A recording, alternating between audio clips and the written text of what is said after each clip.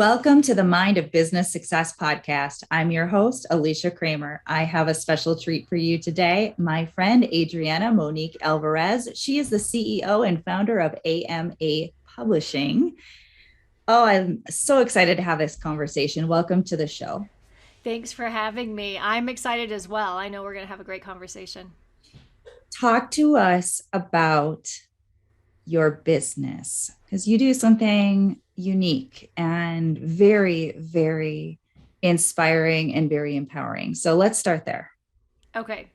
So basically, I teach women how to start six and seven figure publishing houses and how to create opportunities for those who know they have a story to tell, but maybe have been rejected from traditional publishers or don't want to change their story, don't want to change their voice. They want to be able to come with their story just as it is. And so I teach women how to create books, how to get clients, and really ultimately how to lead a movement that celebrates the uncensored voices of those who have an important message to share.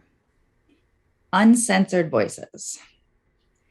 When you hear a conventionally published author talk about reading their own book, it's not uncommon to hear things about wording being changed or certain omissions and sometimes there's literally a joke like there's a word in the book that they don't even know. They have to go and look up the definition of the word because their word has been strategically replaced. Yes. And while a lot of people may say, oh, what's the big deal, right? It's just a little bit of censorship, a little bit of editing. But when we're really talking about some of those deeper, more meaningful, more moving aspects of an individual's life, I mean, that's part of who we are. That's part of what makes us so incredible at what we do. And when we're creating that type of censorship, it does take away from the intensity of the message that could really and does really have the potential to inspire and move people to create change. I agree. And this is one of the things that I think it happens little by little, slowly, so that we almost get to that place, like you said, we go, well, what's the big deal? And then before we know it, we've arrived in a completely different place. We didn't say that at all. That was not our intention. And we're somehow lost in the process because I think most people have experienced this, whether it's books or otherwise. It's like we need you to fit within our system. We're going to squeeze you and scrunch you until you fit in this box. And, for me, there are people who it's really important to them to publish through a traditional publisher. But oftentimes when we really boil it down, it's because we've been so trained to believe that outside validation is everything. That means my book is more important, that my words matter more. And so if we took that away and we realized outside validation isn't needed, then we can begin to look at what are our other values that we want to stand by. And that's what I love to create in the world. Let's talk about why publishing a book is so valuable to a business owner. Hmm. Well, one of the things that I remember is when I started off offline and I was 7 years offline. I had to meet people in person. There was a skill set that I needed to have in order to do well in business. And when I went online after having two babies in 12 months, what I discovered is that it was really hard to tell who actually knew what the heck they were doing and who was just good at putting out a really slick story on social media, who had any experience at all. I remember asking people, how long have you been in business? Oh, 6 months, 9 months, 3 years. And there was almost nobody who was coming with 5, 10 years of experience, much less, like my parents, they're celebrating 40, 50 years in business. And so I said, you know what? This is a great way to stand out because most people won't take the time to organize their thoughts and to really establish themselves as the expert and authority. So it's a great way to separate yourself from the people who, they look very similar online. I would say, especially online businesses. It's a big one. It's easy to look and play the part, not that easy to execute and have longevity. And so I always say, listen, it can be used for a lead magnet. Like the book that I wrote, I use it for a lead magnet. People read that little book, they discover how they can break into publishing, and they come right into the publishing certification. It's rare that I even have a sales call. So if people want to have like a really streamlined sales process, I like to have a lean team. I don't like to have nonsense for the sake of it. And having a book where people can get to know you and understand your values and your knowledge, it goes a long way. It's something that has a lot of longevity for your business. Absolutely. I remember when I wrote my first book, it was back when I had my general hypnotherapy practice. And I was learning a lot about business and marketing because I knew that in order to have a thriving business, I had to really treat it like a business, grow it like a business. It wasn't just going to be one of those, set up shop and hope that they come type of scenarios. I did that in the past and it didn't work. And I knew that. So one of my early and still mentors to this day is Dan Kennedy, who I just absolutely adore. His rough around the edges, no BS approach to business and marketing. And he is a huge advocate for a book, get your book out there. And it was kind of a no-brainer because I was answering the same questions and having the same conversation over and over and over and over and over again, dispelling the myths and the misconceptions about hypnotherapy. There's a lot of them. Yeah. Right. So for me, it was kind of obvious. Well, let's put it in a book, all the same stuff that I'm always explaining, but then let's take it a step further and let's give people a resource where they can now understand how to use self-hypnosis to achieve their goals in life and business. So it's kind of like a 1-2 punch. I would give it to my prospective clients, hoping that maybe a small percentage of them would actually read it. And then I would not have to go through the same old, story over and over and over again. But it was a lead generation tool and it was a credibility booster. And it was a fantastic door opener for me to start getting onto podcasts, radio show interviews. I was actually on a TV show for a while as an expert panelist. So there is a lot of value in taking your information and putting it in that book format.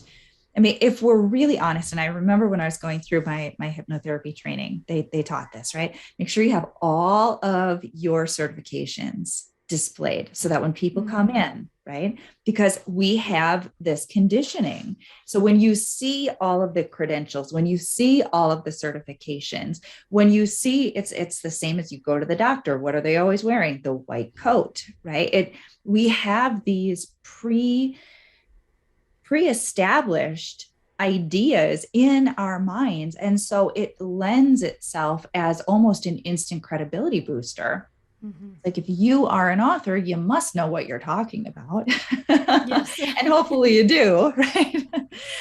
But it really is a valuable marketing tool. And I personally found that it doesn't really have to take a long time to write a book, especially if it is an area that you really do have a high level of expertise in. I know with my second book, I literally just like the inspiration hit and it was just like, I was sucked in, just typing away for like a couple of days and it was done. Yes. I love that you said that. Because let's talk about that. What are your opinions on all of that? Oh my goodness. I'm of the opinion that like, why stretch this out longer than it needs to be? Because it becomes agonizing when people take this book writing process and stretch it over a year or three, I just want to like stab myself in the eye, because it's like, why?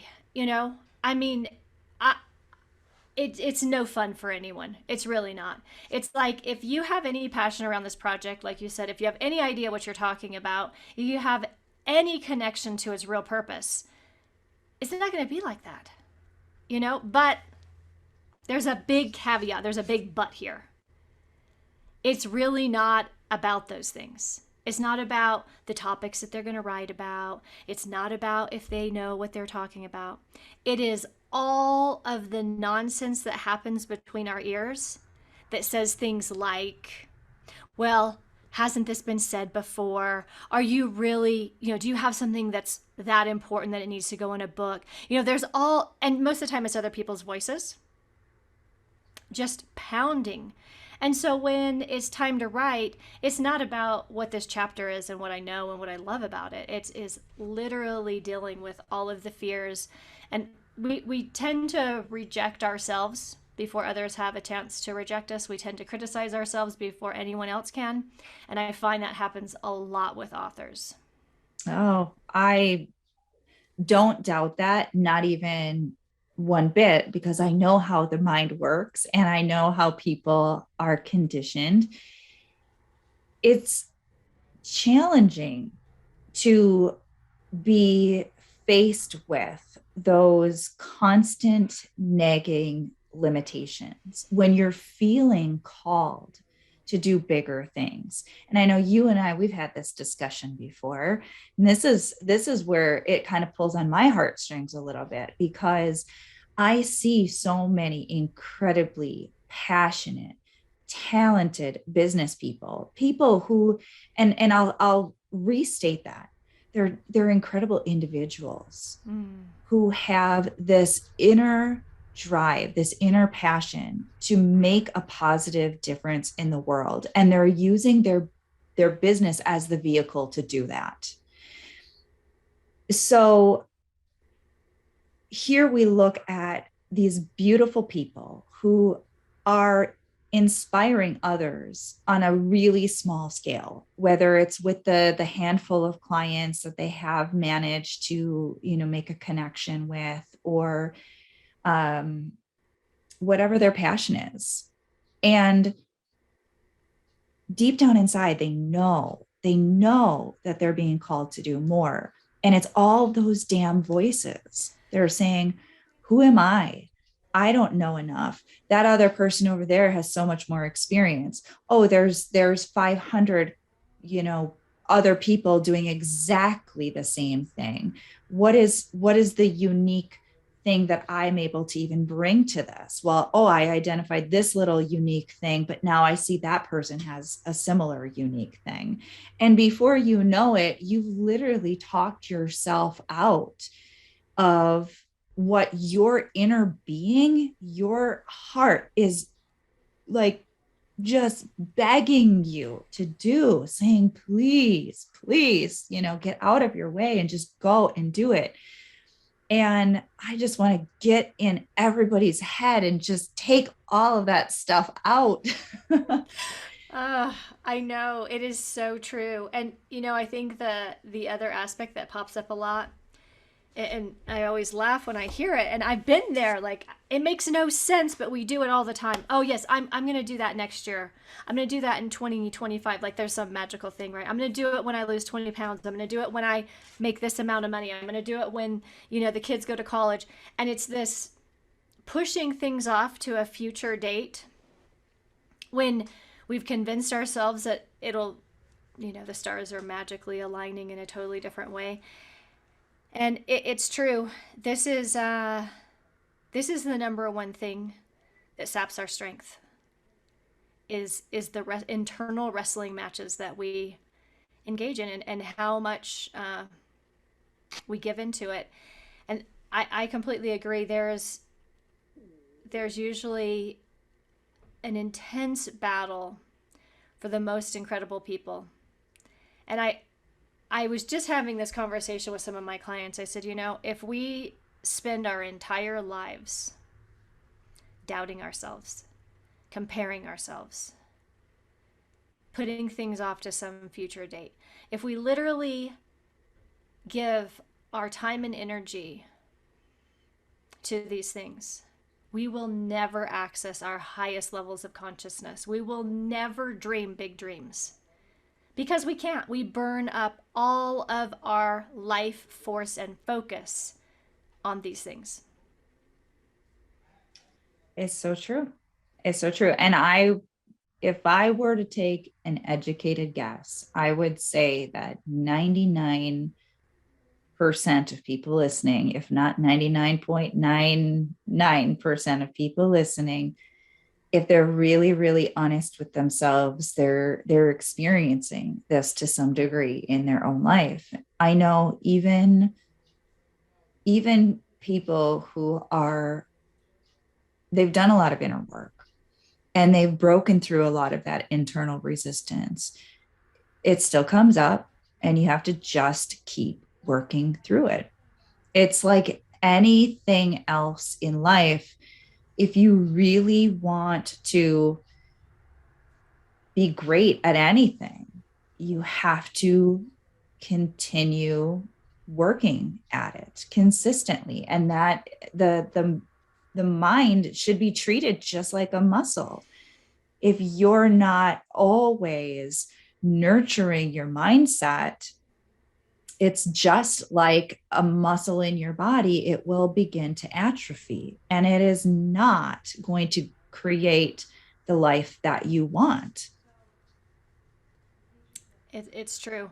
I often think about it with my house. So, I have two little boys and two dogs and three cats, and, the house gets cleaned twice a week, and it's all great. But if the house stops getting cleaned, guess what? It is going to be a disaster very quickly. And it's true. The same is true. I was telling my clients in a Voxer message that yesterday. Like, literally, I find that these cycles pop up, right? Some wonderful little belief, one nagging story. It's like it'll pop up, and you're never done. You're just never done, right? And the good thing is the awesome thing is if you keep following your heart and you keep taking that action even when it feels like, oh, your heart's going to come out of your chest, and you keep putting yourselves around great people, these things will show up. It's actually when we fall asleep and we numb ourselves and we go into autopilot and we're just literally going through the motions that all of that really disappears because it doesn't even need to speak up anymore. So the fact that you're hearing those voices, at least hey, I'm at least moving in that direction and getting the support on that, because my goodness, we need our greatest gifts to come forward right now. I love that you shared that. When I'm working with my clients who are really growing at an accelerated pace compared to the average person, they get frustrated sometimes because they're encountering so much of those old stories. And I always reassure them, this is a really good thing. Yes. I know it doesn't feel like this right now, but I promise you, this is a really good thing because you are up leveling yourself. You're raising your consciousness. You're raising yourself up to a new level, a level that you have not previously been at before. And that requires a different mindset, a different consciousness, a different energy. And the things from your past, those nagging fears, doubts, and insecurities that are coming up right now, notice those do not vibrationally match who you are becoming. And you have to let them go. They do not match who you are becoming. So when that stuff comes up, instead of seeing it as an obstacle, a setback, a full on barricade, start to see it as this is just the old stuff. It's time for me to let go of. I can't take it with me to where I'm going, and I'm being pulled up to this next level. So the sooner you can give yourself permission to stop resisting that and let it go, the sooner you can move up to that next level. Oh my gosh. I actually have a little bottle in my bathroom mirror, and the title on it is Transcend. And when I look at that bottle, that's what I tell myself. Right now, I have a choice to transcend my past vibration, my past limitations, where I've been, all of the things I've traveled through. And that's really what we're constantly met with, right? So I can transcend that. I can shed this. I can release it. Like you said, it doesn't match where we're going, but it will show up. And actually, like you said, it's actually a great way to see how much we've grown. If we're able to be a little less charged by it, Mm-hmm. we can go, oh wow, yeah, that used to really get me, or that used to be a big part of my life, and now I can see I'm actually leaving it behind. Yep. Yep. Absolutely. And I always tell my clients too, so it does get easier in the Yes. beginning of the journey when you're going through these processes for the first time.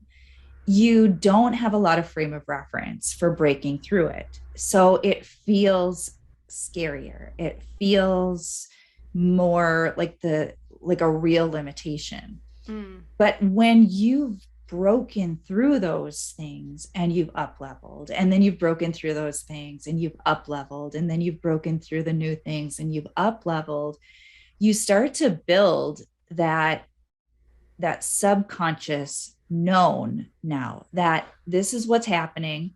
It's going to be okay. I've gotten through it before. I can get through this again. And so you can transition, you can transcend it using that word. It's a beautiful word. You can transcend it faster, easier. Doesn't mean that sometimes you won't encounter a really, really challenging one.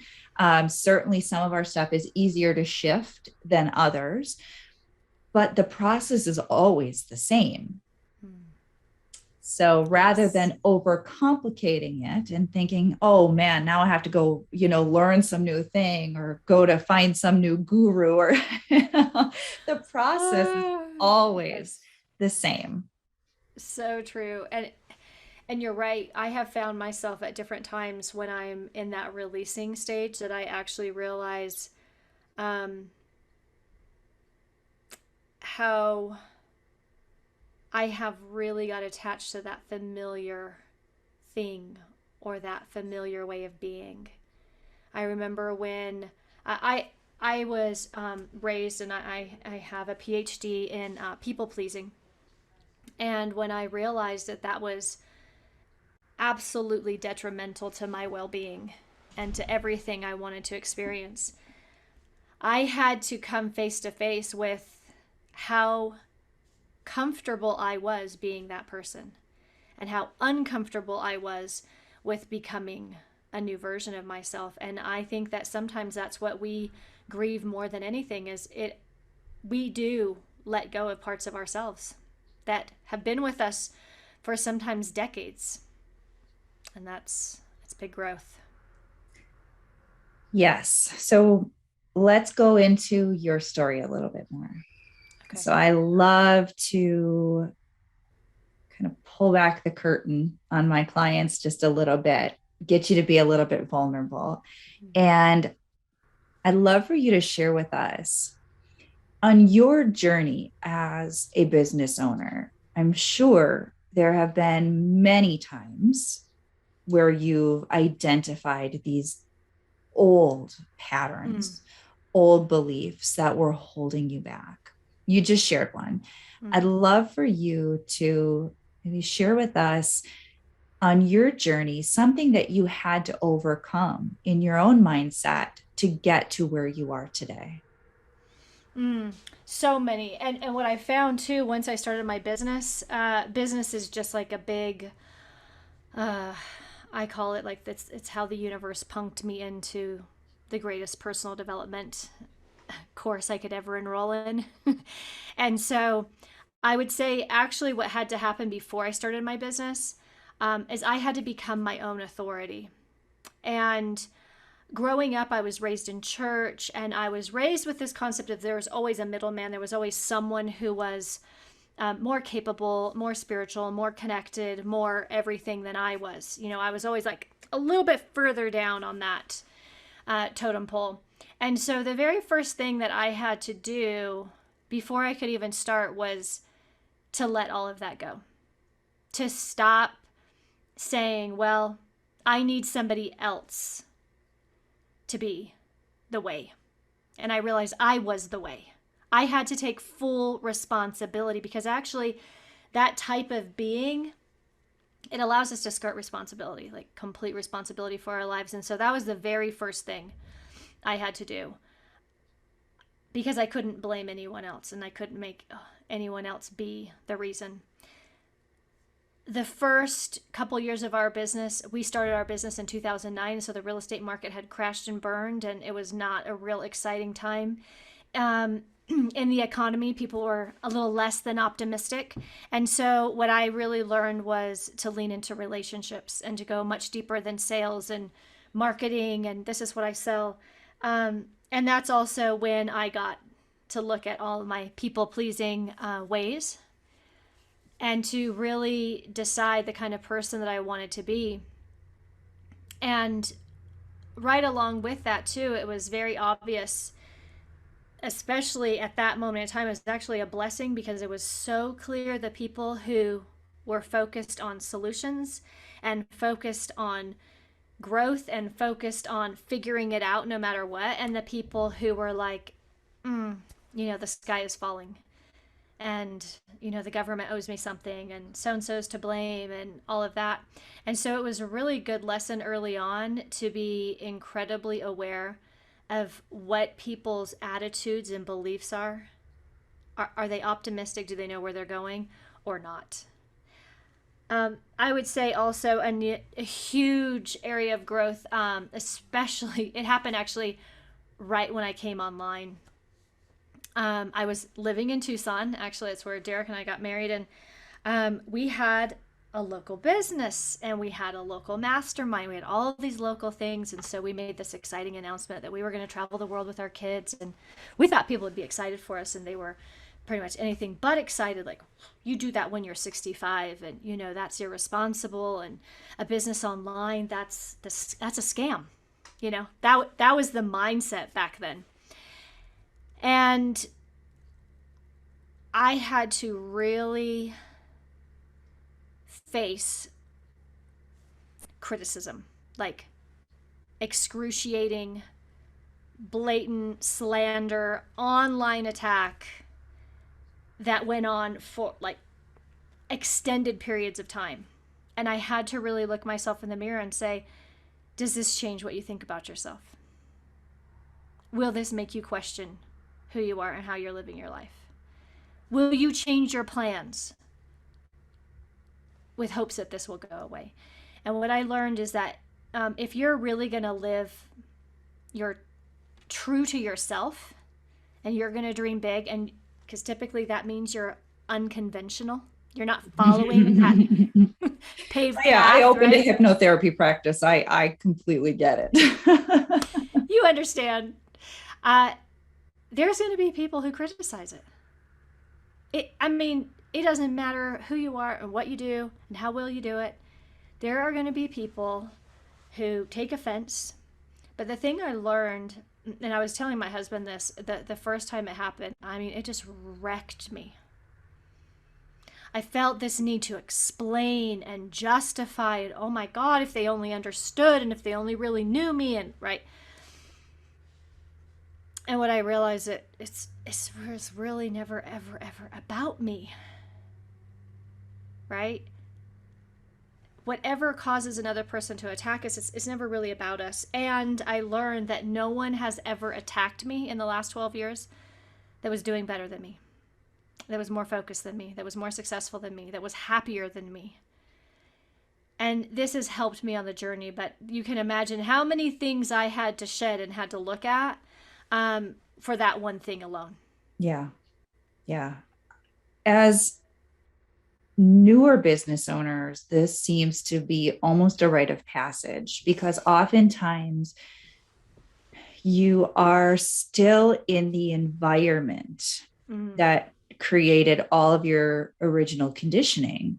Oh, yes. And you'll look around, and unless you were lucky, if we want to call it that, and you happen to have a very positive, empowered, inspiring family full of go-getters and, you know, entrepreneurs, and most people don't, so they're the abnormal one.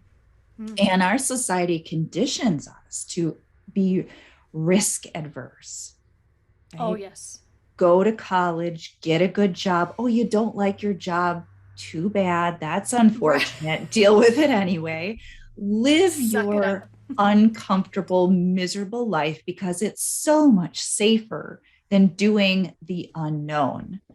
Even though we look around us at all of these really unhappy people saying, stay in your safe little box.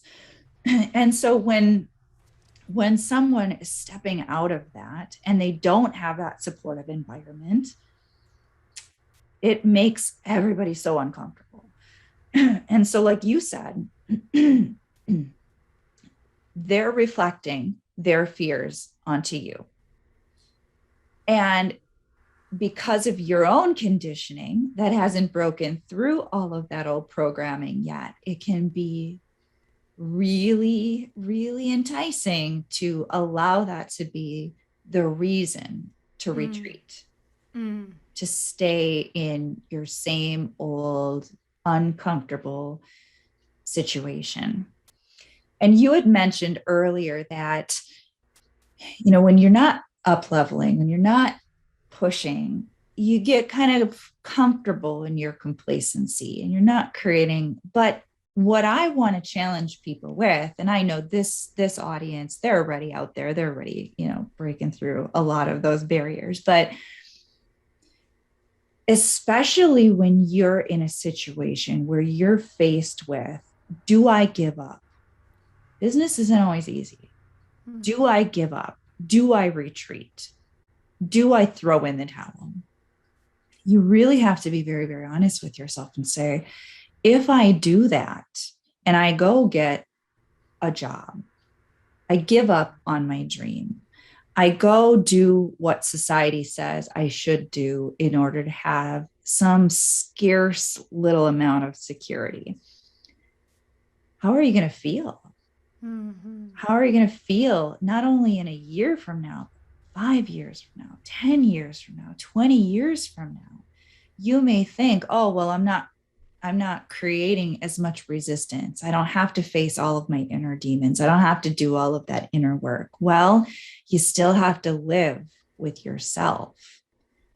And when you're not saying yes to what your heart is calling you to do, no matter how much you want to convince yourself that that's the safer bet, it is a really uncomfortable way to live your life. Mm. So true. And this is the one thing that I always come back to.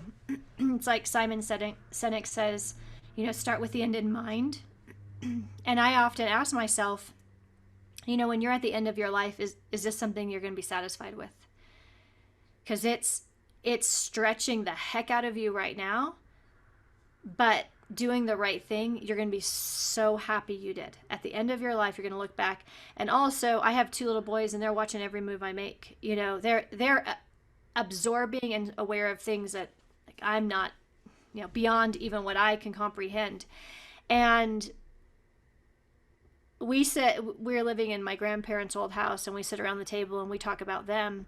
And so I often think, what are my grandkids and great grandkids going to say about my life and the decisions I made? And am I the kind of person that's going to allow somebody else to make me smaller and to become just a shadow, just a fraction of what I actually could have become. And that's what I always come back to.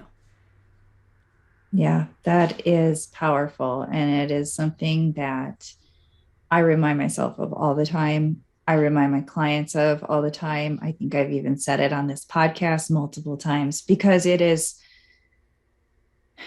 such an important consideration. Mm. And it can be sometimes the inspiration that you need to pick yourself up, dust off your dirty knees, and keep going. The tendency to pick up the old victim hat, put it on, wear it, and continue doing the same old thing that you've always done, getting the same old results that you've always gotten. It can be an easy choice when faced with discomfort. But when you really look at it, like, and you're like, wait a second, maybe this is pacifying me for right now, but am I going to be okay with this decision in the future? I mean, even now, I mean, if we look back and we say, okay, if I would have been willing to stretch myself earlier when those fears, doubts, and insecurities came up, when I played small because that felt safer, how much further could I be? And you can't change the past, but you can and are creating your future. So, choice are you going to make? Mm.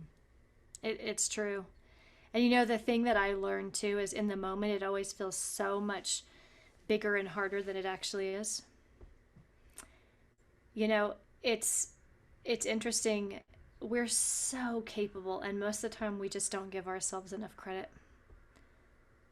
And that is one of the things that I seek to remind my boys of all the time, so that they don't have to try to recapture this and remember this when they're 30 and 40 and 50. Is you're so capable. You are incredibly capable. You will always figure it out. You always know how. The path, the next step is always available. Support is always available. Everything that you need right now is there for you. And living from that place helps so much. That's beautiful. I love that. And now, for people who are listening, who hopefully we've helped them to commit to getting out of their own way enough, those who are thinking to themselves, I want to write my book or Mm. I need to connect with with her, how can our listeners connect with you? Mm. I would love them to go to Alma Speak, so it's amaspeaks.com. They can get a free copy of my book, and there's also something fun that I'm going to be running throughout the new year, because I realized I needed to be in this place of just living on the edge and thinking big and dreaming big. And so I'm facilitating 3 week sprints for people who want to go way out on the edge and dream big with others who are doing the same, and they can get more information about that there too. Ooh, very exciting. Yes. This has been a wonderful conversation. I knew it would. You did not disappoint. Phew. Now, this really has been a terrific conversation, and I think there were a lot of little nuggets interwoven in this conversation. I really want to thank you, Adriana. Thank you so much for being with us today and sharing your wisdom and your inspiration. Thank you for having me. It's my pleasure. And of course, I have to thank all of our listeners. If you haven't already subscribed, please make sure you do so. So many incredible experts who are coming and sharing so much wisdom and valuable information. And until next time, we will see you in the next episode.